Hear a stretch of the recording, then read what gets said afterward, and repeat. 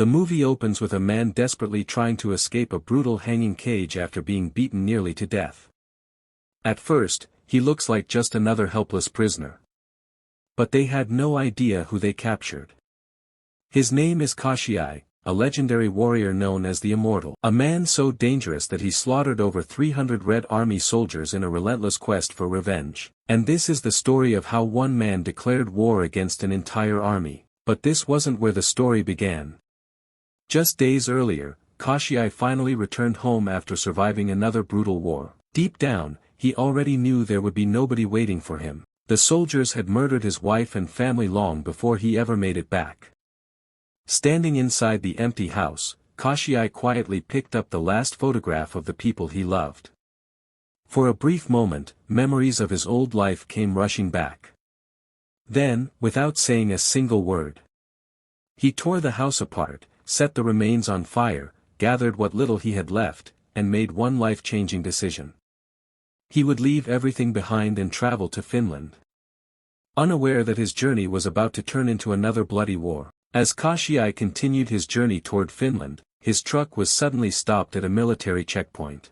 At first, it looked like nothing more than a routine inspection. But seconds later, another military convoy pulled in behind him. Inside sat Igor Dragunov, a ruthless former Siberian military prisoner personally released for one reason: to hunt down and eliminate Koschei before he could ever reach Finland. The man responsible for destroying Koschei's family had finally returned.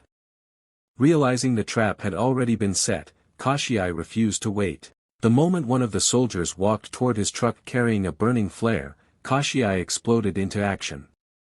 He kicked the door wide open, knocked the soldier to the ground, dragged another officer into the cab, and slammed the truck into gear. Behind him, Igor immediately ordered the pursuit. The hunt had officially begun.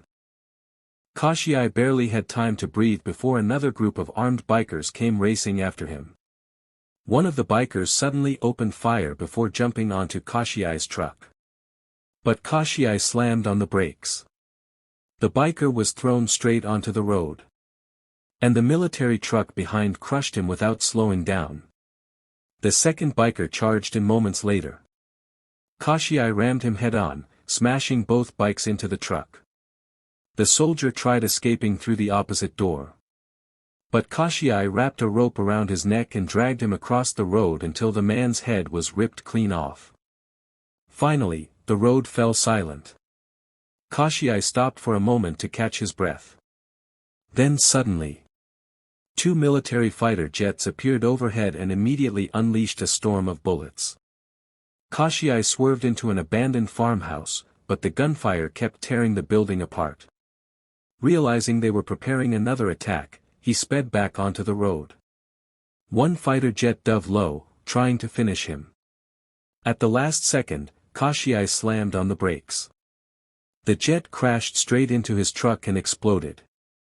Thinking the danger was over, he kept driving. But another fighter jet came screaming back. Out of ammunition, the pilot decided to crash the aircraft directly into Koschei.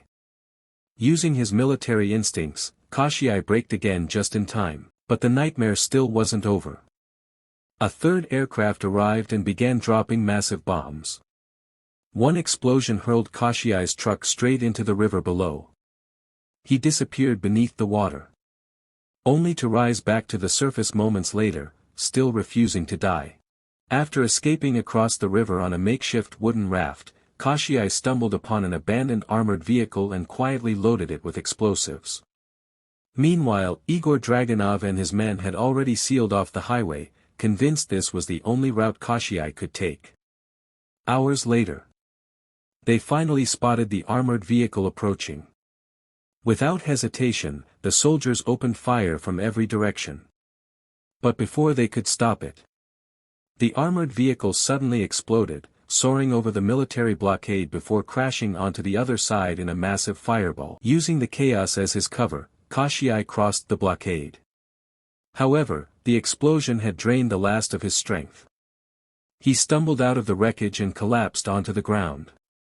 Seeing their chance, the soldiers rushed in and surrounded him. One of them raised his weapon, ready to finish him. But the commander suddenly arrived and stopped them. The commander wanted Koschei alive. Moments later, he woke up inside a brutal prison camp, chained like an animal while soldiers repeatedly shocked him with electricity, hoping to break his spirit. Then Igor Dragunov walked in.